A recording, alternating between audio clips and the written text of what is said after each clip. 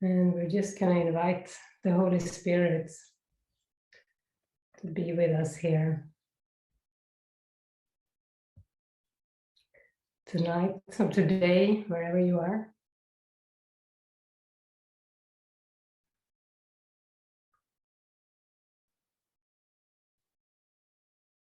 And to remember this is really an encounter with the Holy Spirit. Not so much with people. The people are the means.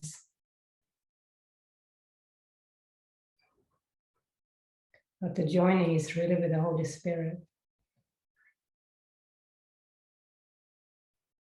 So we do a guided meditation that Barret and I will guide together.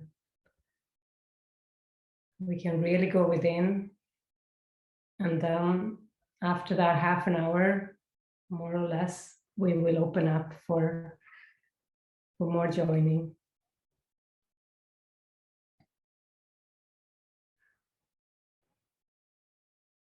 So I just invite you to sit comfortably and take a deep breath.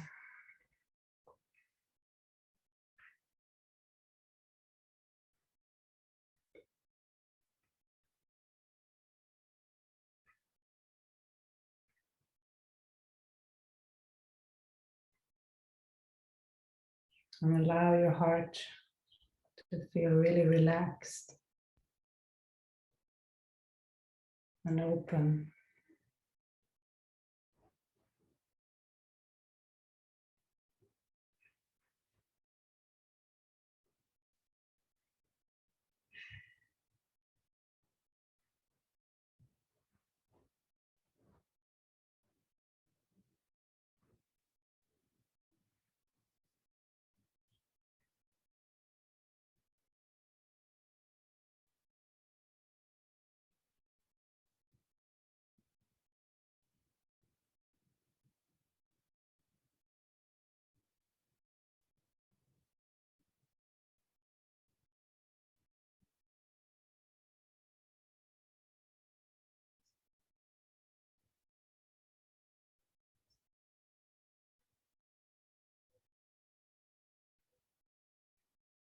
And as we relax in,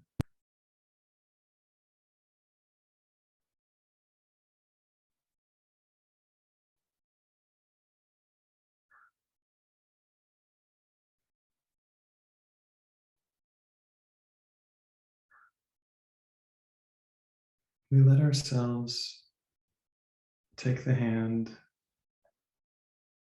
of Spirit, of our inner guide,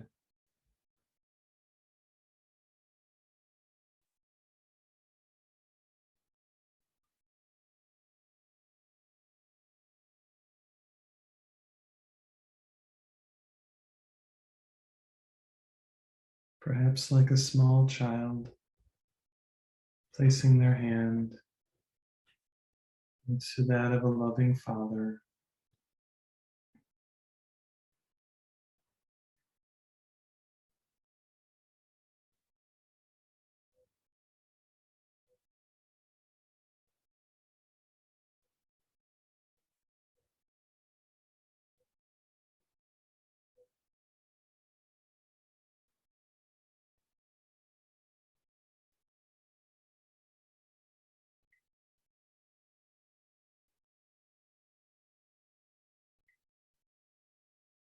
Perhaps feeling a sense of safety,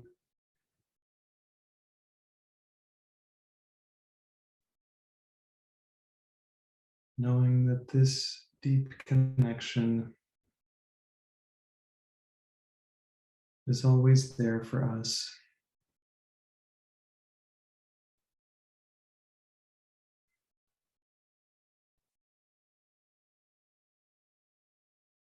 Always lovingly caring for us.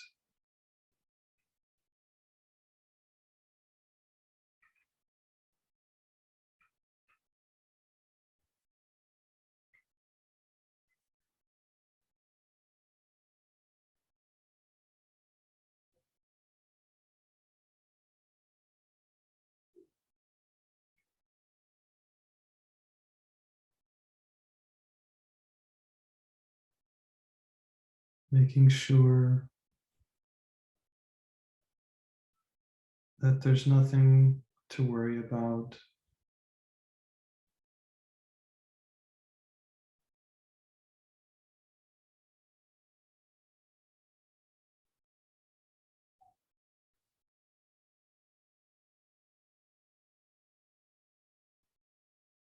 because there is nothing to worry about.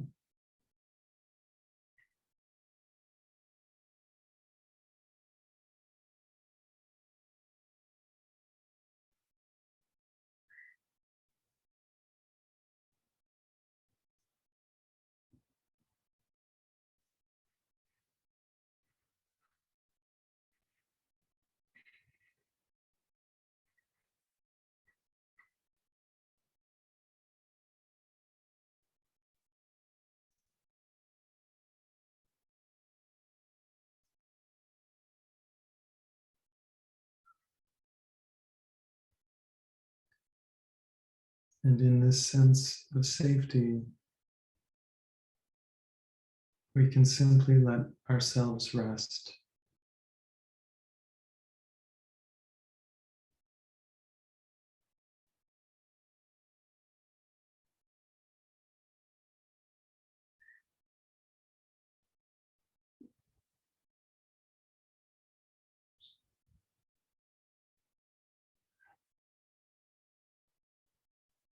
And if in this inner space of healing,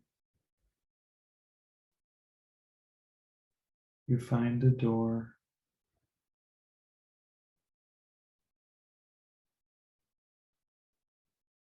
it may be something wanting to be seen,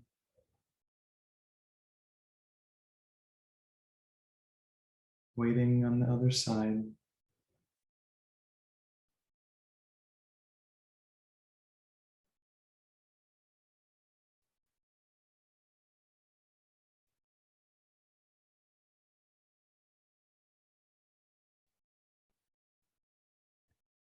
It may be that it's time in you to let the door start to open,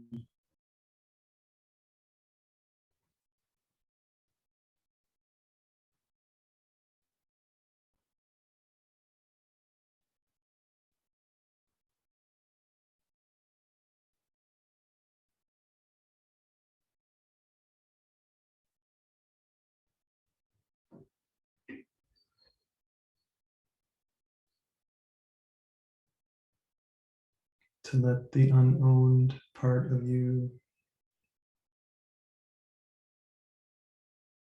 come forward.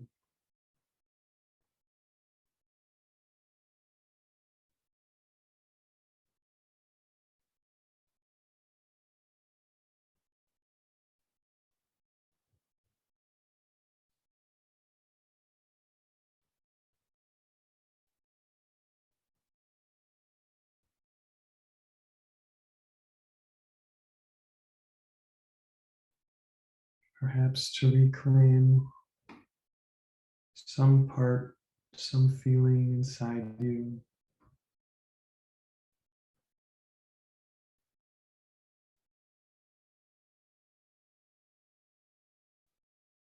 that may have felt like it was long forgotten.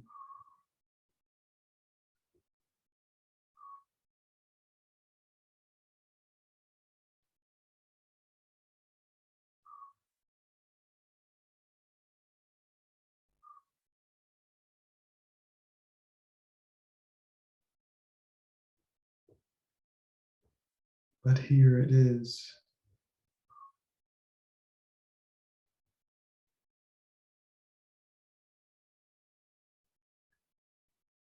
It has something to share with you.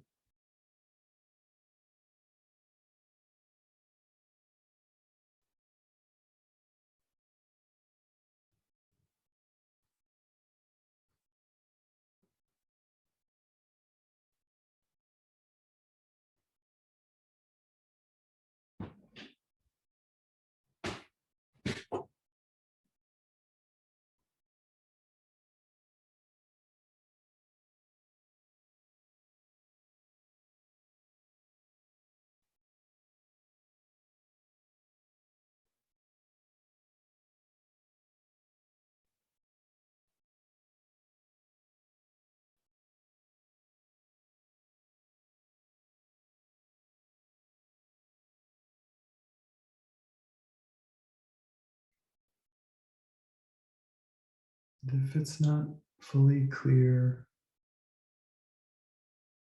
at this point, perhaps gently asking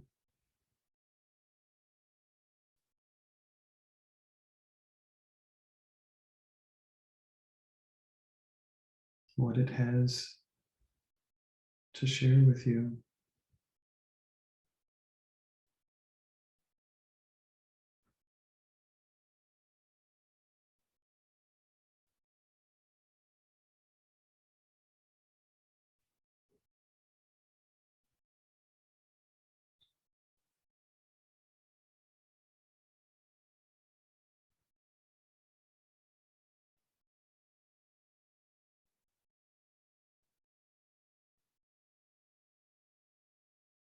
Knowing that whatever has unfolded within,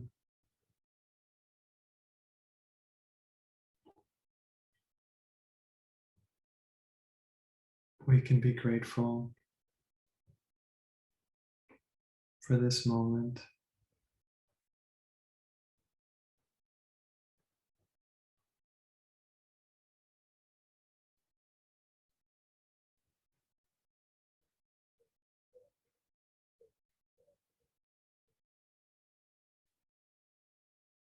So what we're doing when we go within is we approach the one fear that there is.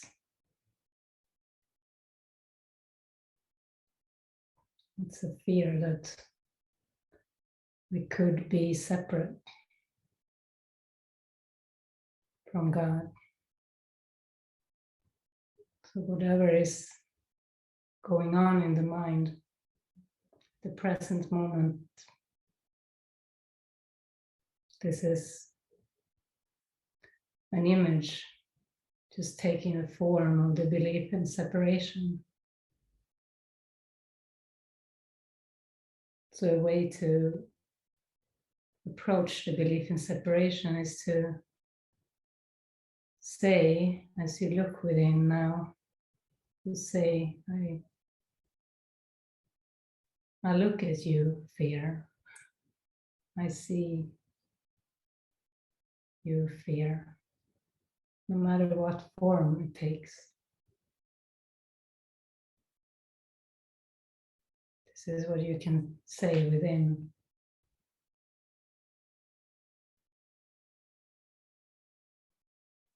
And if there are no images, if you feel at peace, at rest, wonderful.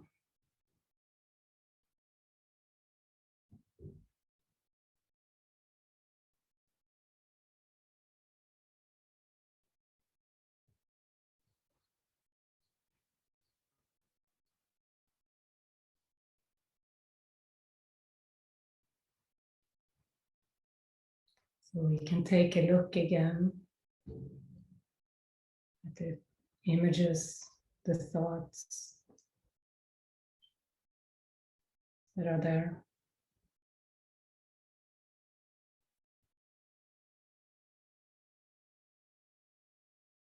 And all we need to do is to say, I see you.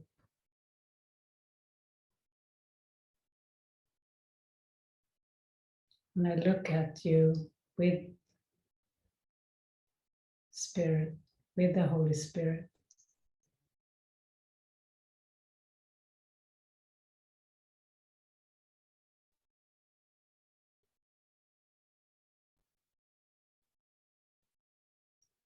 No matter what it is.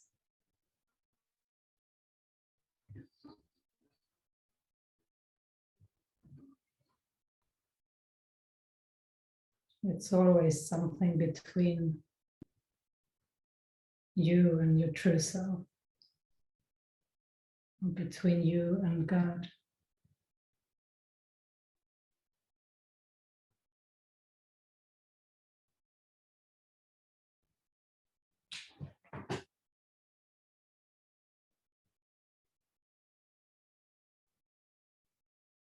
But the truth is that images have no chance. They have no power to truly be at all. They have no power to take you down or to hurt you.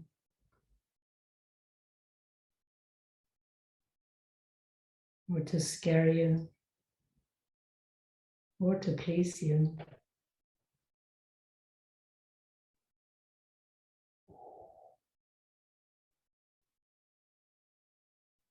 We hand over all those fantasies, all those beliefs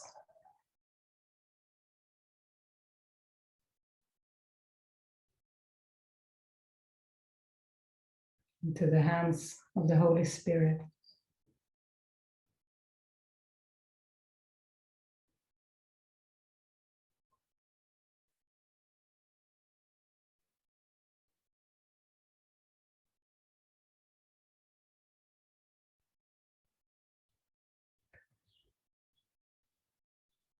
So we can just gently start to come back from the meditation.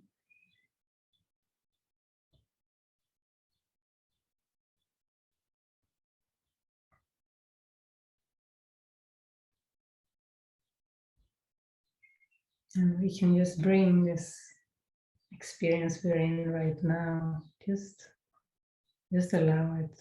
Allow your thoughts to be there, just as they are.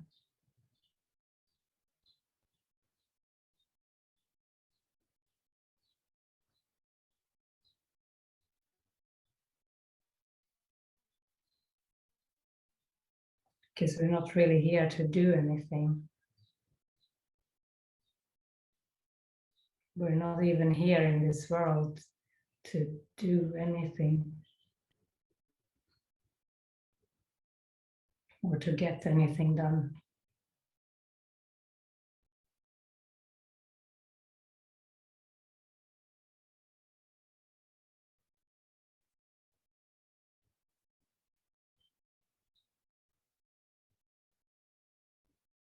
Unless guidance guides us to do something or say something.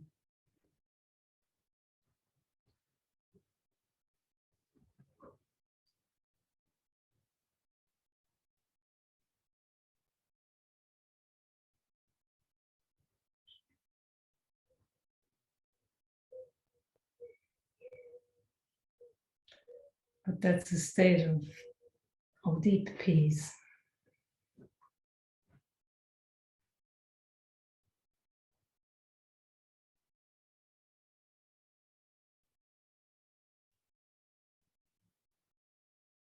And when we don't experience that state of deep peace, we have some inner work to do, some forgiveness to do, some inner looking and exploring.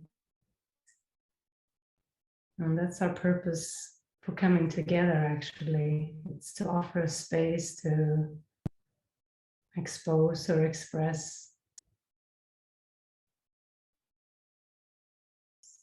what you don't need anymore, what you would like to release from your mind so that you can feel much more spacious, so that you can feel the vastness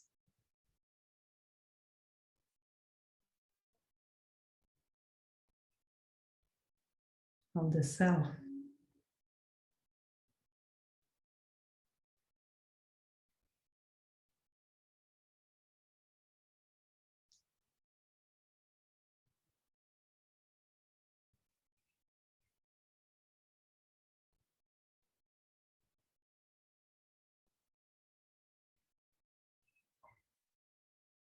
Yeah, before we started this session, I was thinking about I need do nothing, which is a wonderful chapter in the course.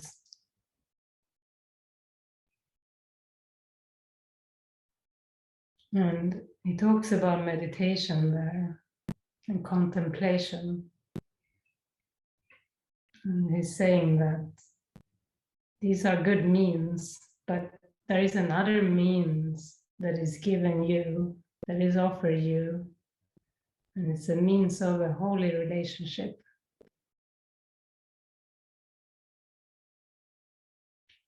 And he's saying that the purpose is the same as if you were living a life of, or a spiritual path of meditation. The purpose is peace of mind and to know who you are. Purpose is the same, but the path of meditation is tedious and time consuming, while a holy relationship is a means of saving time. So this is a holy relationship practice, this group, this meeting, because holy relationship is a state of mind. And sometimes it's given with a partner, with a person, or a community.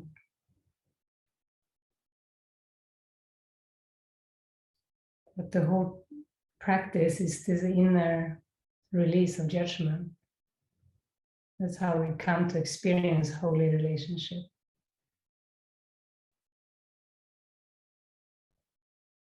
And the release of the ego, of the little noisy mindset, the busy one.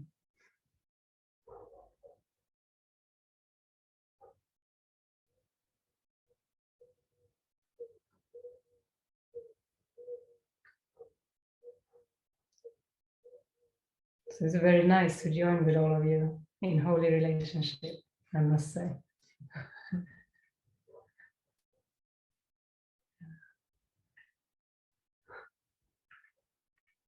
Some of you are yawning. Maybe you should take a little bit and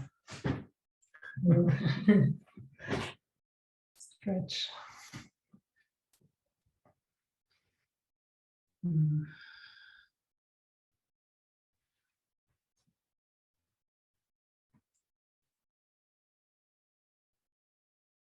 Maybe this is your good night story.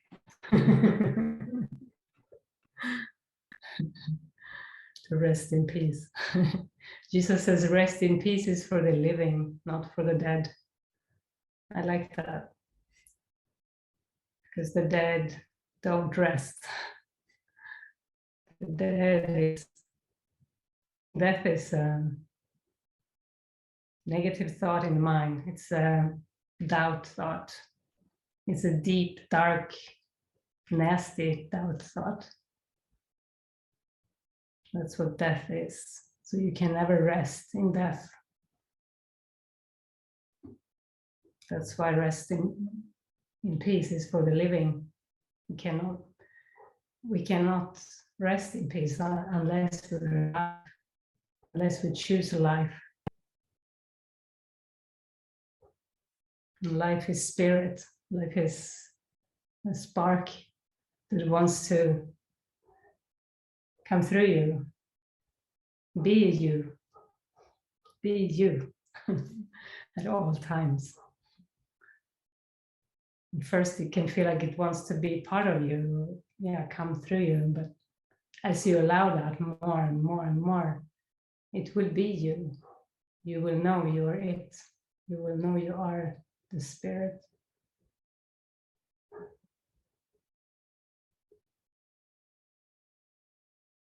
But to come to that experience, there can be a lot of exposing and looking at stuff in the mind. So we can open up now the room to allow some sharing if there is something on your heart that you really would like healing for, something you would like to get rid of, to say it bluntly, something disturbing.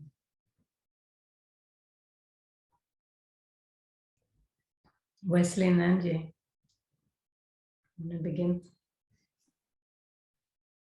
Yeah. guys. Hello there. It is nice to connect again. I just feel a really deep space that I haven't been in for a while, just in that meditation. It was very beautiful. Thank you. To allow myself to look at the fear that's there, and then just to have you share that, to bring it back into it's only, the separation and this form that seems to be showing up. What it looks like for me is, for the past couple weeks, 2 or 3 weeks, I've had a lot of judgment coming up. Usually it's with Angie about absolutely nothing.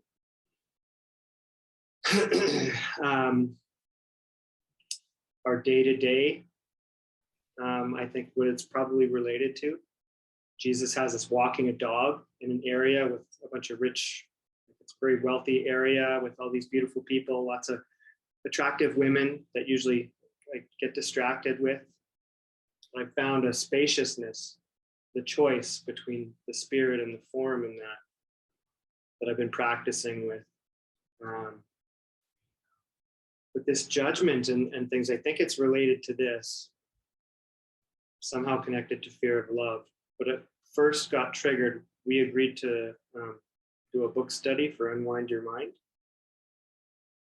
And right after that, I went out for a walk and I saw this man and this woman, and it looked like they just finished a date, and the guy like kissed her hand, and she walked right in front of me. And as she walked in front of me, I felt like I had to look at her because she was an attractive woman. And the moment I looked at her, I ran into a tree and cut my head. And then I went home, and Angie was expressing some stuff before we went to bed. And it was stuff that had come up before, and I was able to hold space, but this time I wasn't. And I just kind of like lost something inside. I lost some cohesiveness. I don't know how to say it. But since that, this same type of judgment has been coming up, like this judgment that like Angie could say anything about, like, can you like get the milk out of the refrigerator, or some perception about something, and I'll just have this judgment. And my mind tells me that, I've got this ego's plan for salvation, and it looks a certain way, and it's like looking for some specific type of partner or whatever. And I've brought this up before, and it seemed like we had let this go and found this beautiful space of acceptance and appreciation and love. And then it looks like it got triggered to come back and heal in a deeper way. I'm not sure. But I do notice that on a day-to-day basis, I'm in suffering because there's judgment happening about nothing on the surface. It looks like nothing. And, in the remembrance of what it's like to just be in love and appreciation for Angie, and now having the experience of having all these judgments come up. Yeah, it really sucks. I don't like it. Part of me obviously is still choosing it and wants it, but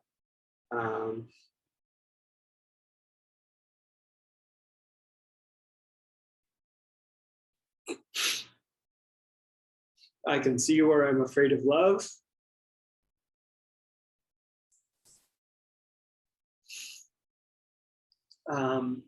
I'm afraid to like be open and vulnerable and share with Angie. And it's not that I haven't been, but it's like there's just something that I haven't been able to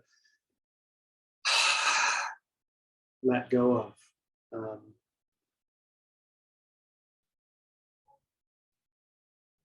Sometimes here in the community, we talk about bodies, and because most people have body thoughts and body judgments, usually negative judgments about their own body. And I just had this, I said sometime not so long ago, how there are just all those different shapes, but who cares? Like, what does it matter what shape the form takes? What does it matter?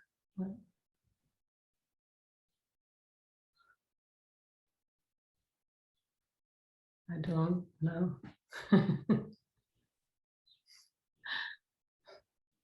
So I think we can be light about it.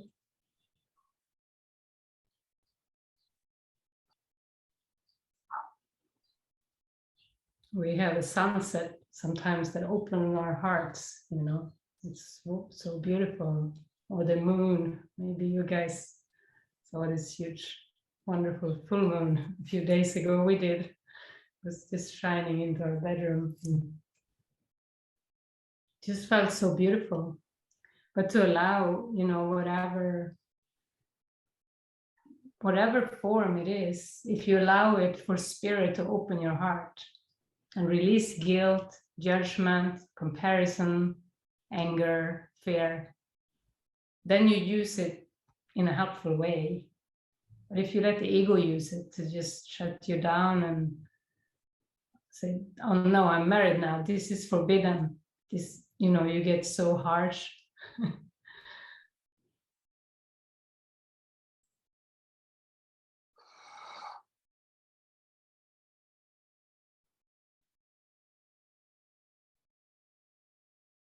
Yeah.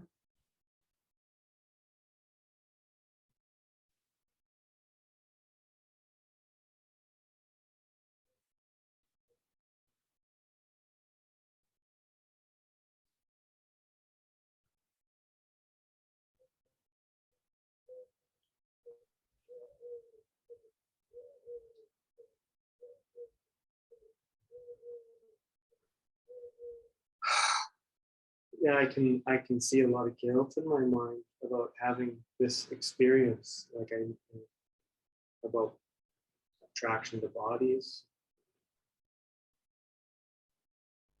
We did an exercise one time. Barret has had very, very little, like, checking out women, but there was one time we were in the mall and he said, oh, I just noticed that woman's body, and he's like very open, so he just shared it with me. And then we just talked about, you know, what about if you just see her as the Christ instead? You know, it's not as a shape or a body, but as the Christ. And then it became just so peaceful and easy to walk around in the mall, to, yeah, not that the Christ is in form, but to release the form and not make a big deal of it. Because when we look beyond it, we experience the Christ self, like the one self. How was that for you? Yeah, you can't both have, you know, judgment on the level of form and see the Christ. It's, you know, they don't happen together. So I found it really helpful to shift without judgment when there is a noticing, or making a form important.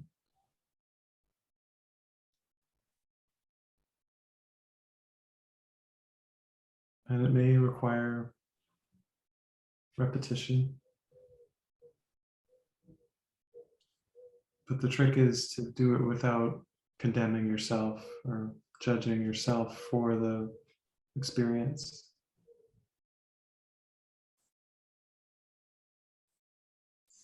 We watched The Matrix recently, and he goes into the construct and sees this woman in the red dress, you know, and he couldn't hear Morpheus while he looked at the woman in the red dress. So he's like, did you hear me, Neo, or did you look at the woman in the red dress? Like, yeah, and then the moment after he has guns pointed to his face, it's like the judgment in the mind. It's like you walking into the tree. You couldn't hear God at that moment because you didn't look within, you looked at some shape in the external.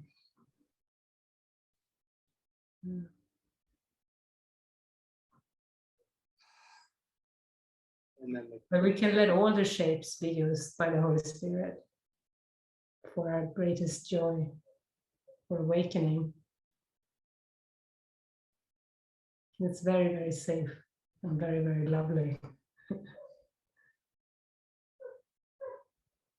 Yeah. Does anybody else want to share?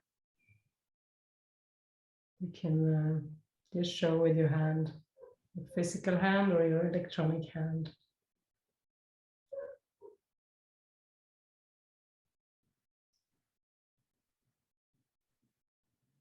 Carly.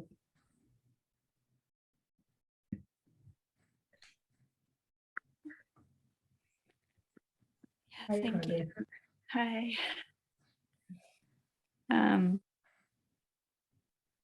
Yeah, I had a lot of things just going through my mind a lot recently, just like so many things I can't even count. It seems like coming up, a lot of anger recently. And yeah, I just, it was over the last couple of days, actually, when I was at work. I started to share a little bit more, just honestly with my coworker. There's a lot of like things that people say at work about the world, society, other people, just like a lot of attack thoughts all the time, judgments and stuff. And it can be like really tempting or easy to, doesn't feel good, but just like to be in agreement with someone just because you're with them and because you don't want to rock the boat or something. And then I started to share more of what I really wanted to feel in my mind and my heart yesterday. And so I'm just kind of putting that out there, that's kind of my prayer maybe right now, even above all these grievances that seem to be coming up, is that I want to be able to share like more openly and not do the people pleasing stuff. And that's been a real big part of my life, is the people pleasing. But I've actually even been able to share that with coworkers, just, that I do that a lot in relationships. And so, yeah, I recently actually was going to go take an exam on Sunday with a coworker in a different area. And we would have traveled together for many hours in the car and then done the test and then come back. And I don't really, it was such a decision. It got so worked up in my mind. Like, should I go or should I not go? And I still don't know. But I did say no, I wasn't going to go. I canceled it going. And I didn't hear back from the coworker about me saying no to the trip, because then she's going alone. And that was a big thing on my mind. Like, I'm going to feel guilty about that because she seems like she's always in need, like kind of needy or something. And it would really help her to have a support along. So yeah, I think part of me feels like I did the wrong thing. And that's a huge thing in my mind, like this right and wrong choices. Huge. It just gets so big. Making a very just simple choice in form. And like a mighty companion, I noted she on Facebook recently put, it doesn't matter the form, it's just who you're with in your mind, that's the decision that you need to concentrate on or something. And so after I made the choice to say no to the trip, I have been like kind of praying on that, like, yeah, even though I said no to the trip, I'm I want to say yes to the Holy Spirit. Just so maybe it's just all this guilt, coming up or release, and the idea I can make a wrong choice. Yeah, it seems pretty consistent that comes up a lot. And it's almost like I avoid making a choice so that I don't have to deal with the guilt that comes up about choices. I usually default to like my coworker, like, where should we go for lunch? I don't know, you decide, so that I don't have to feel like I'm responsible. So yeah, I just want to open my mind, open my heart. And I felt like also when the first couple was expressing, just I felt that sense of just like fear of trusting, actually,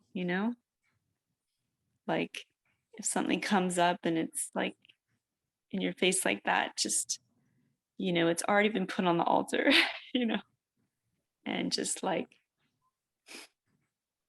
seems like you have to keep doing it, but if you already did it, you did it, and just trusting, that's what I was feeling coming up for me, about that, just for these repetitive maybe things that seem like they cycle up again.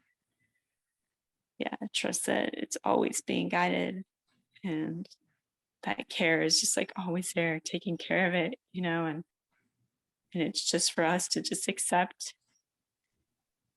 and just relax, So yeah, thank you.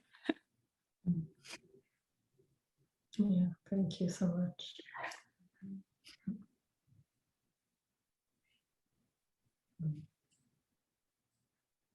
Yeah, that's what it is. It's always just some guilt in the mind when there is that doubt, after you make a decision, or yeah, it's just guilt projected onto something you did or said.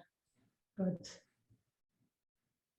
it's beautiful. It feels so beautiful that you're practicing just to choose the Holy Spirit. Yeah.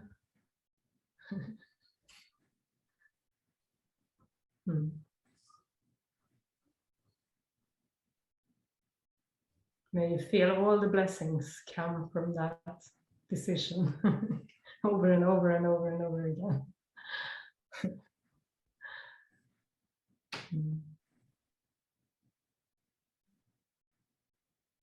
It's great to join with you. I'll see you again.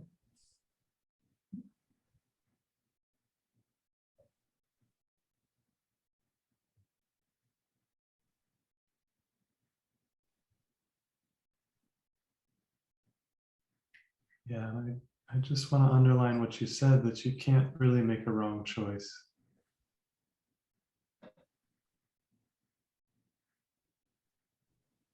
And the more you kind of feel that, then the guilt just melts away.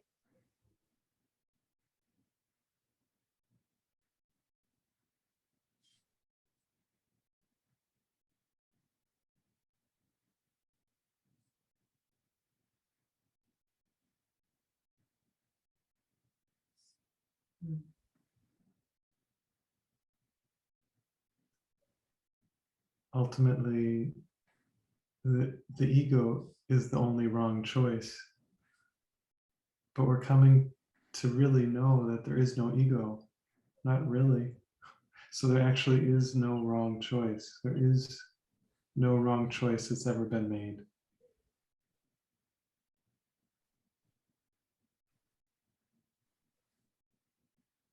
And however much you can let that in, that's freedom.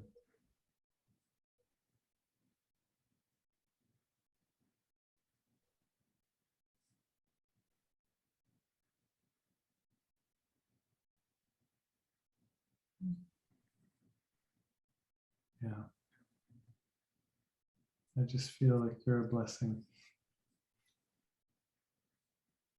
Too.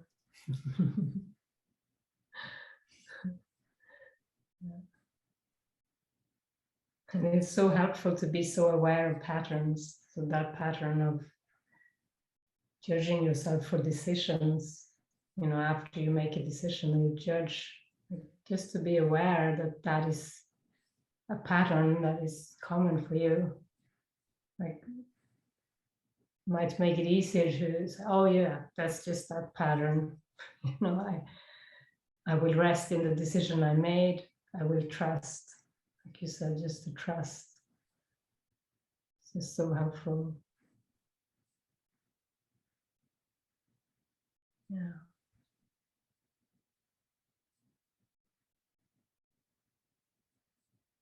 I get this Bible quote that I hardly even know how it goes, but peace and love will follow you all the days of your life, or something like that. Does anyone know that one? Grace, you know it? All the days of your life. It's, yeah, the peace of God. Goodness and mercy. Goodness and mercy will follow you. Yeah, it's in the Psalms. In the Psalms. Thank you. Thank you. So we have Lori next. Thank you, Carly. Hi, Lori. Good to see you. Hi, nice to see you guys. Thank you. It's been beautiful. Yeah, so I was just feeling into like a tension around the same topic in my body. I was just noticing it now, that there's like that sense of, yeah, I want to offer that, put it on the altar, that sense of, first the feeling of I don't know what to do, and then the energy around having to figure that out. And really want to just offer that up, that tension in the body and the thought that goes with that, which is, I should do this or I should do that. Almost like a movement toward taking responsibility. And I want to just remind myself that the only thing I'm responsible for is for accepting that the error is really not mine, it's just the correction. I'd really like to put that out there. And I wanted to share with you that last summer, I think I lost it, but I had been feeling really overwhelmed, like everything was wrong. And I opened the course and it said, the quote was something along the lines of, no, he's there for you over and over again, and you keep turning to the disaster that you've made of your life. And it made me laugh so much in that moment, because it was just such an answer, because it felt like such a disaster. And it was just really fun to just laugh and to say, yeah, okay, let me get back on track here. Yes, I just wanted to share that. Thank you. Yeah, thank you. Thanks, everybody. Yeah, what comes to mind when you say that, when you get lost in thinking what you should do, like the chapter that came to my mind before this was, I need do nothing. So whenever you get lost in that, what should I do? He's saying, like, the most important thing to remember is, in that moment, I need do nothing. So yeah. So that's very good. Thank you. Thanks for your joy.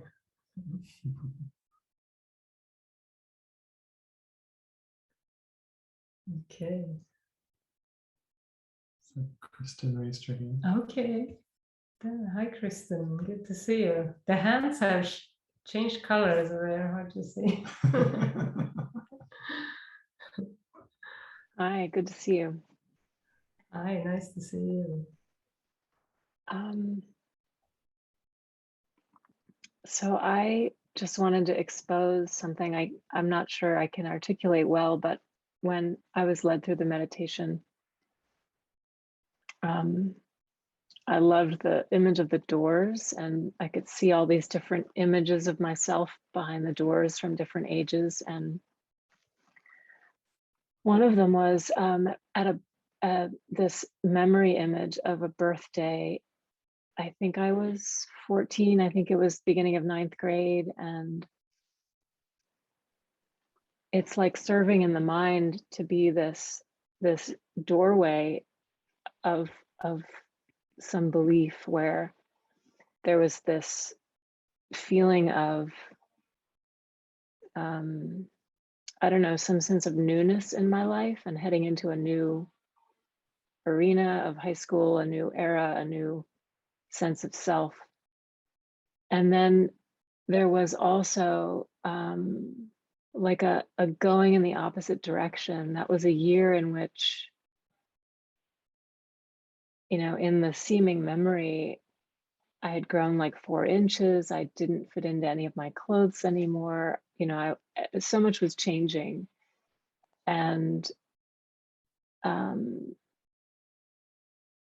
I remember like trying to go backwards, like into who I was before the change, like almost like turning away from, it felt like some threshold of adulthood. Like my father was treating me differently and it was uncomfortable. That relationship started becoming really uncomfortable. And so it was like I had this feeling of unwanted attention, and I had this feeling of not feeling like I could handle what was coming, feeling like there was a burden of adulthood that was suddenly before me, feeling overwhelmed at like going from a small school to a huge arena of lots of people, and also feeling like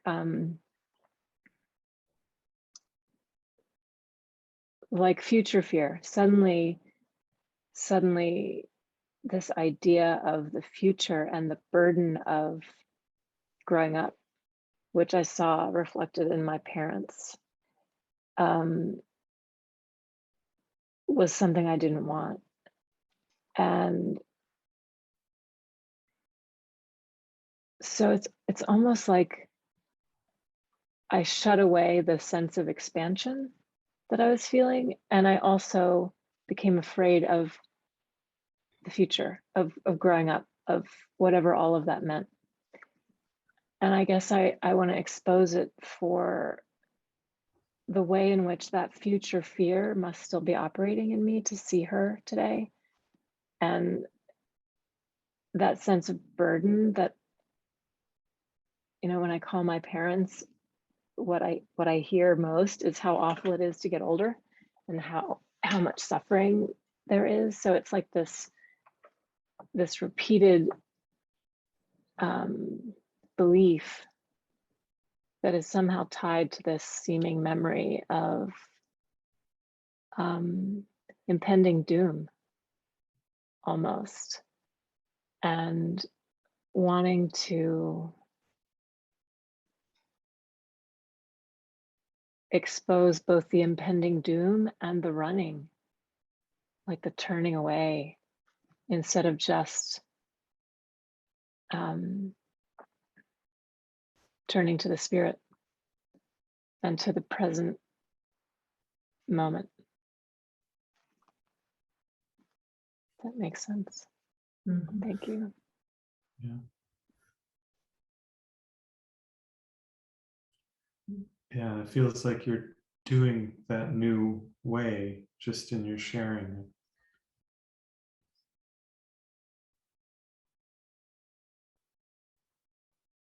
Yeah.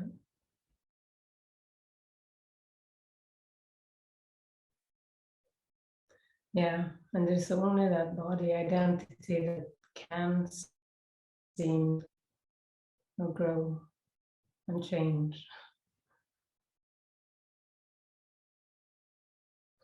And Jesus tells us that that terror, that fear of change is there not because of the form changing, but because of the memory of the first change, which was the belief in separation. So all those other changes are reminders of the separation, and it's terrifying. It's so uncomfortable.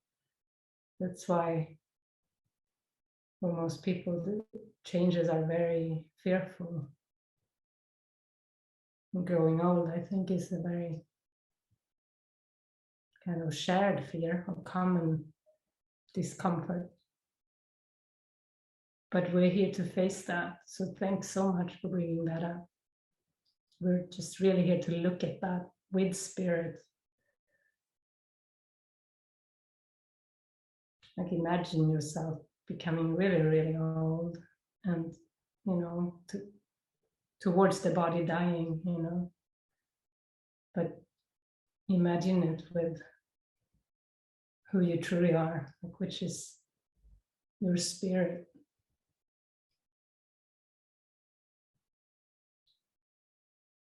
But also to allow, and I'm not just sharing with you, Christine, because I feel this is something for many of us, I think, here, to allow yourself to just really look at it, to really take a look at what it brings up, the body aging. What does that bring up? Maybe even fear of dementia, fear of losing it, fear of losing your mind, or losing ability to take care of yourself.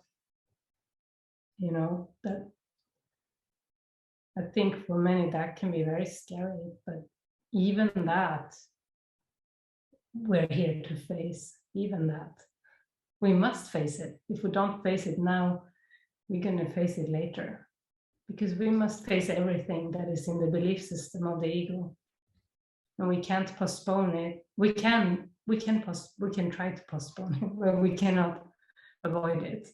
So we get rid of it by facing it. We heal, and we get something much better. We get our true identity back. So I'm really grateful you brought that up. Thank you so much. I feel as you shared about the body aging, like a sense of entertainment. It's like the humor of it. And I want to feel that same humor toward this, the intensity of like feeling at that age, like I suddenly had to figure my life out, or how to earn a living, or how to survive, that kind of feeling, to feel similarly like the true self experiencing those things. That's very entertaining. It's like brings the humor back in. Thank you. Yeah. And there's no pain in that then.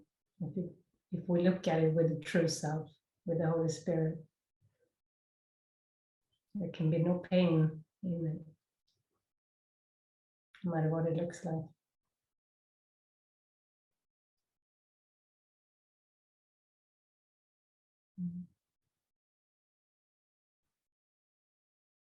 Good, thank you.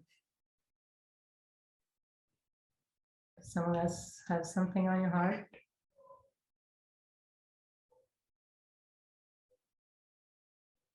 Or do we have a song maybe on someone's heart? A graceful song? You want to play and sing? What's the song you have? We can't hear you.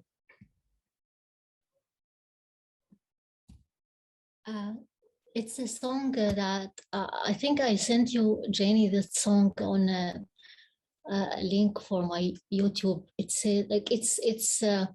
It was originally Christian song in Arabic, which I translated into English.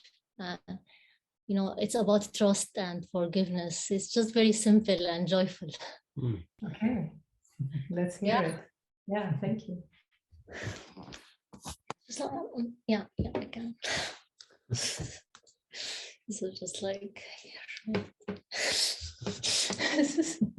just like opposite.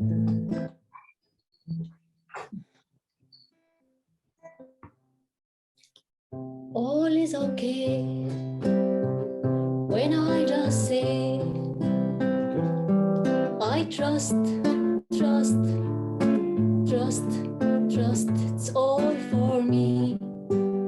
It's happening for me, and I choose to trust.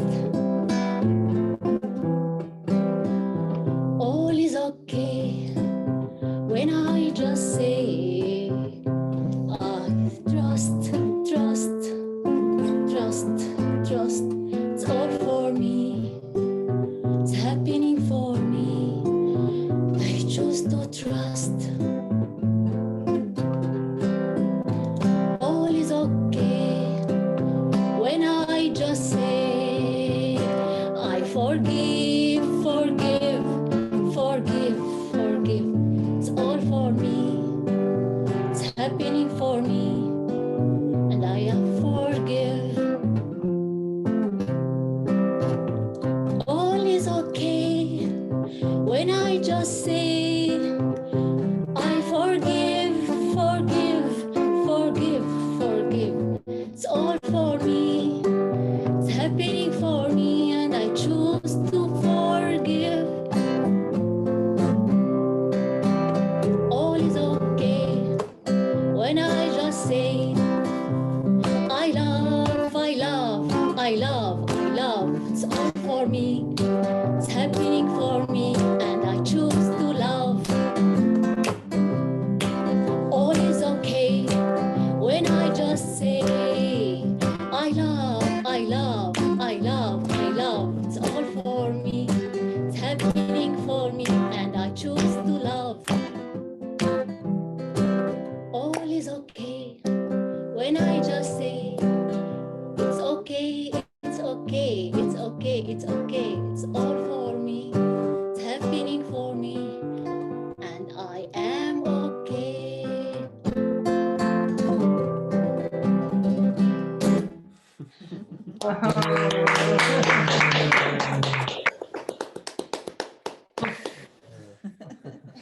Super sweet. Great.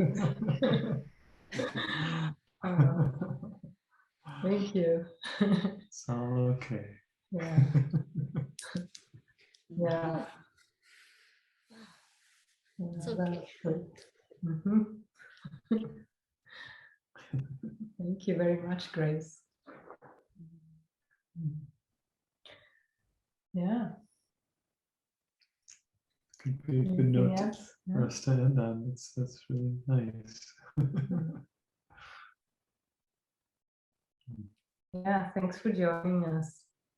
I'm so glad we set this up. Yeah.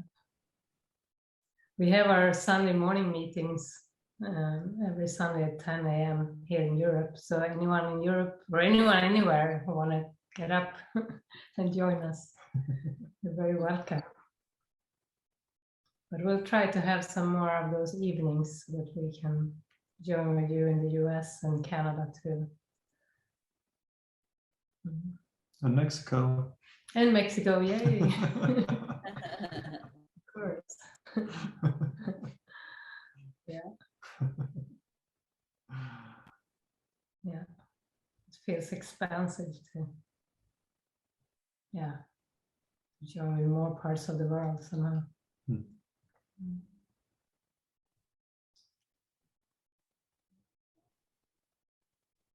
Yeah. Yeah. We'll be in touch, and a great way to know about events. Most of you are on our newsletter. Is our Facebook Awaken to Love page. So we'll also post all the stuff we have going on there. So it's another way to stay plugged in. Yeah. Okay. Much love and have a great day and night wherever you are. Love you guys. Love you. Thank you. So, okay. Yes. Good night. Bye, everyone.